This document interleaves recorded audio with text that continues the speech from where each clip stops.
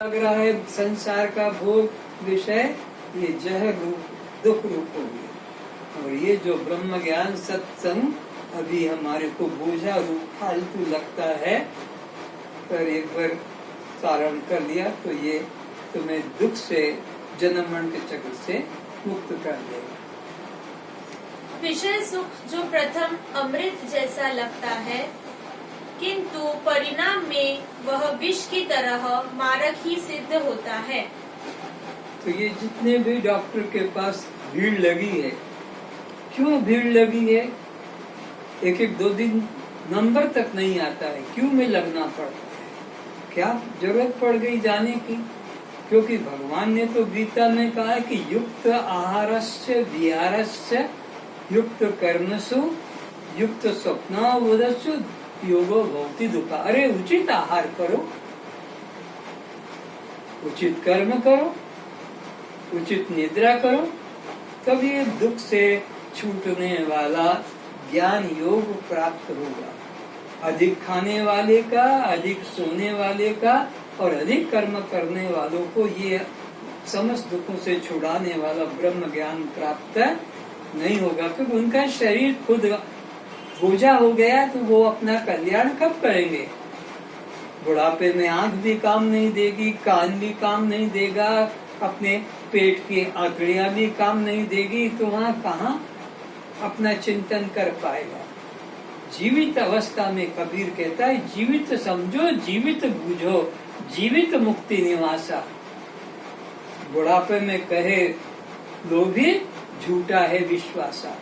बुढ़ापे में आएगा, बुढ़ापे में भजन कर लेंगे, बुढ़ापे में तुम्हारे को हो जाएगा, ये झूठी बात है। इसलिए इसको उचित आहार निद्रा कर्म में रखना है। ठीक है। जिस ज्ञान से परमात्मा की भक्ति ध्यान भजन बढ़ता है, वह प्रारंभ में नीरस लगता है। तो ये क्या है? नीरस लगता है। आप देखते हो सत्संग में 100-200 लोग बैठते हैं और फिर घटते घटते 8-10, 4-5, 3-2 और फिर वो भी कहते अब कोई आता नहीं तो हम भी बंद करते हैं। अरे पागल, कोई आता है तो तुम्हारे साथ में वो सहयोग करेगा, नहीं तो तुम तो अपना भोजन करोगे कि भूखे मरोगे? कोई नहीं आया तो अब हम भी नहीं खाएंगे, ऐसा तो नहीं। तो इस तरह से सत्संग में उदासीनता दिखाते हैं। संसार में तो बीमार है तब भी उठ के चल देंगे, पेन किलर लेके चल देंगे, बीमार है तो भी, क्योंकि शादी ब्याह पार्टी में जाना। और सत्संग में मेरा तो घुटने में दर्द है, मेरे तो कमर में दर्द है, तो मेरे सर में दर्द है, तो मेरा बेटा ऐसा है, मेरी बेटी ऐसी है, बच्चों की परीक्षा है, ट्यूशन का टाइम, कितने निकाल देते। किंतु परिणाम में मुक्ति को अमृत तत्व को प्राप्त हो जाता है। कौन? परिणाम में मुक्ति को अमृत को कौन प्राप्त हो जाता है? जो सत्संग में रुचि रखता है, सत्संग में उपरामता, सत्संग में वैराग्य वृत्ति नहीं करता, बल्कि संसार में उपरामता करता है, संसार में वैराग्य वृत्ति रखता है। उसमें कोई भी बहाना बना लेगा संसार में कि मेरा ये बीमार है, कि मेरे को टट्टी लग गई है, कि दस्त हो गया है, इसलिए मैं शादी में पार्टी में कि ये जन्म उत्सव में नहीं भाग ले सकूंगा। तब झूठ बोल दो, तब तुम्हारा उसमें लाभ होगा। और सत्संग के समय में तुम अगर सच में बोल दोगे तो तुम्हारी हानि है, क्योंकि उस सत्संग से वंचित रह जाओगे। अब इस आनंद ब्रह्म की मीमांसा की जाती है। साधु स्वभाव वाला नव युवक वेदादि शास्त्रों का अध्ययन किया हुआ, अत्यंत आशावान, अत्यंत दृढ़ और अत्यंत बलवान हो। अब आनंद की उत्तरोत्तर सीढ़ियां बताई जा रही है कि वो जो वास्तविक आनंद है, जिसको ब्रह्मानंद कहते हैं, वो कितना महान है और वो कैसे प्राप्त होगा। अद्भुत वर्णन है ये कि एक कोई सुंदर युवक हो, शक्तिशाली हो, सौंदर्यवान हो, धन धान्य राज्य से संपन्न हो, पृथ्वी पर उसका राज्य हो, चक्रवर्ती सम्राट हो, ऐसा मनुष्य लोक का एक सुख है। एक व्यक्ति को सौंदर्य भी हो, शक्ति भी हो, सामर्थ्य भी हो, धन धान्य सारा उसके वश में हो, पृथ्वी का पूरा सम्राट, और कोई पाना बाकी नहीं, किसी का उसको डर भी नहीं, ऐसा कोई अगर है तो वो पृथ्वी का सबसे बड़ा एक सुख है। तो ऐसे 100 सुखों को मिला दोगे तब वह एक मनुष्य गंधर्व का सुख होगा। एक एक नाम आगे बढ़ाते जाओ। आशावान, अत्यंत दृढ़ और अत्यंत बलवान, एवं उसी के उपभोग के साधन धन धान्यादि परिपूर्ण संपूर्ण पृथ्वी भी हो, अर्थात पृथ्वीपति राजा हो, उसका वह आनंद एक मनुष्य का जीवन का सबसे बड़ा आनंद है। तो ये सबसे बड़ा मनुष्य जीवन का एक आनंद है।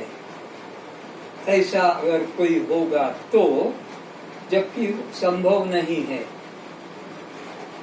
क्योंकि सिकंदर भी रोता पछताता गया कि अशोक भी इसी तरह गया, राजा महाराजा।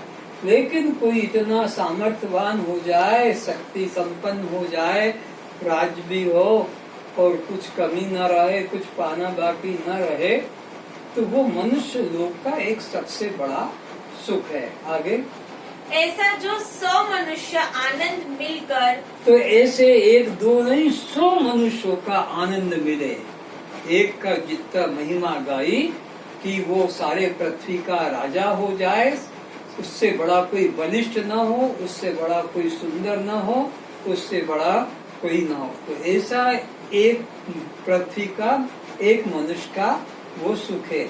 ऐसे 100 मनुष्यों का जो सुख होता है टोटल, वो एक मनुष्य गंधर्व का किसका है? ऐसे जो 100 मनुष्य आनंद मिलकर जो बड़ा आनंद होता है, उसे एक मनुष्य का गंधर्व आनंद के बराबर। वो एक मनुष्य गंधर्व उससे बड़ा ऊंचा पद, जैसे कि कलेक्टर से ऊपर है कोई मिनिस्टर, मिनिस्टर से ऊपर कोई मंत्री, मंत्री से ऊपर कोई राष्ट्रपति, ऐसे जैसे ये पद है ऐसे ऊपर करता था। ऐसे 100 मनुष्यों का सुख अगर मिल आ जाए तो वो मनुष्य गंधर्व का इतना बड़ा सुख होता है।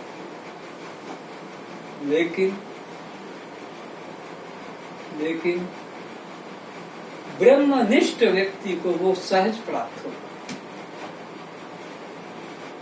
ब्रह्मनिष्ठा की महत्ता देखना, कितना बड़ा यह सुख को बताया है। मनुष्यों का सबसे बड़ा सुख पृथ्वी के मनुष्यों में एक मनुष्य ऐसा हो जाए कि सारी पृथ्वी का मालिक बन जाए, सुंदरवान, शक्तिवान, बलवान, सारे कामनापुरी, उसको जो सुख मिलता है एक को, ऐसे 100 लोगों का इकट्ठा सुख जो होता है उसको कहते हैं एक मनुष्य गंधर्व का आनंद।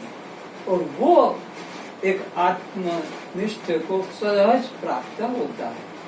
फिर ऐसे 100 मनुष्य गंधर्वों का आनंद, ऐसे 100 मनुष्य गंधर्वों का आनंद मिलकर फिर एक देव गंधर्व आनंद के बराबर होता है, जो कि ब्रह्मनिष्ठ को सहज प्राप्त बिना प्रयास के प्राप्त होता है। करो मनुष्य से गंधर्वत्व को प्राप्त हुए जीव में शीत उष्ण आदि से प्रतिघात न होने की व शरीर को अंत धारण्यादि की शक्ति रहती है।